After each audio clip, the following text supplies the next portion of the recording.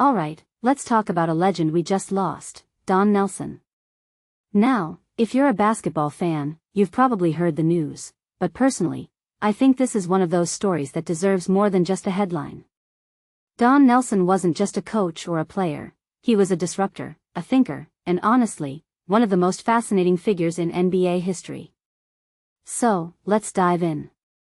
First off, the hook. Did you know Don Nelson is the second-winningest coach in NBA history? Yeah, 1,335 wins. That's insane. But here's what's even more interesting. He never won a championship as a coach. Not one. And yet, his impact on the game is undeniable. What makes this really interesting is how he redefined what success means in basketball. It's not just about the rings, it's about the ideas you leave behind. Now, let's talk about his playing days. 5 championships with the Celtics. That's a dynasty. But here's the thing, he wasn't a superstar. He was a role player, a guy who did the dirty work. And yet, he learned from one of the greatest minds in basketball, Red Auerbach. Personally, I think this is where his coaching philosophy was born. He saw how Auerbach revolutionized the fast break, and later, he took that idea and ran with it, literally. His Nellie Ball wasn't just about speed, it was about challenging the status quo. What many people don't realize is that his up-tempo style laid the groundwork for the modern NBA. If you take a step back and think about it, the league today is built on the principles he pioneered. Now, let's talk about his coaching career. 3 different franchises, Milwaukee, Dallas, Golden State, and at least 250 wins with each. That's unheard of. But what's even more fascinating is how he adapted his style to each team.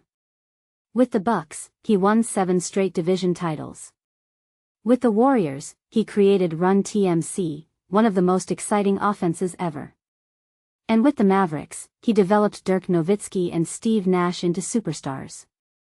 One thing that immediately stands out is his ability to see potential where others didn't. I mean, he convinced a 20-year-old Dirk to come to the NBA instead of staying in Europe. That's vision. But here's where it gets really interesting, his failures. Fired in New York, resigned under pressure in Golden State, never won a title as a coach. And yet, his legacy is untouchable. Why? Because he was always experimenting. He introduced the point forward, a concept that's now a staple in the league. He wasn't afraid to fail, and that's what made him great. In my opinion, his willingness to take risks is what separates him from other coaches. He wasn't just playing the game, he was redefining it. Now, let's talk about his impact on players. Stephen Curry credits him for challenging him as a rookie. Baron Davis talks about how he made the "we believe" Warriors believe they could beat anyone. This raises a deeper question: what does it mean to be a great coach? Is it about winning titles, or is it about inspiring players to be their best? Personally, I think Nelson's legacy is in the latter. He didn't just coach teams, he mentored future Hall of Famers.